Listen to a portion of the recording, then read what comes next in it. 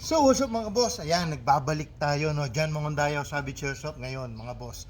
Meron akong hawak ditong hot cake, no? So this is Scion Arms AR-15, no? Napakaganda ng pagka bronze color niya, oh. This is CNC, no? CNC metal.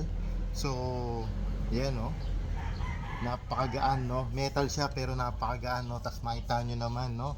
Yung detalye niya hanggang dun sa bolt release, hanggang dun sa switch, no? So napakaangas, no? Tapos naka delta stock na rin siya, naka enlarge na rin yung grip, naka speed flat trigger. Why? Kasi naka ETU na to, electric trigger unit, no? Powered by Nebula 2 ETU, no? Yan, no? Tapos naka loudener. Ngayon may nakakabit na EOTech set sa kanya na optics. Tapos ang kasama niya 140 rounds na mid cap magazine, no? So yan, pasok natin, testingin natin, no?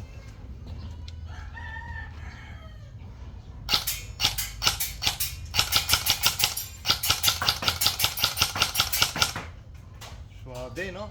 Full auto natin.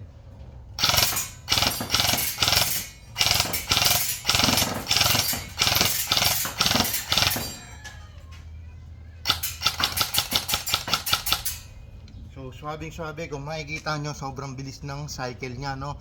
That's why, dahil yun dun sa ETU niya, no? That's why mabilis yung cycle, no? So, yan, no? Napaka-suabe, no? Yan, mga boss, hot cake to. Suabing-suabe, no?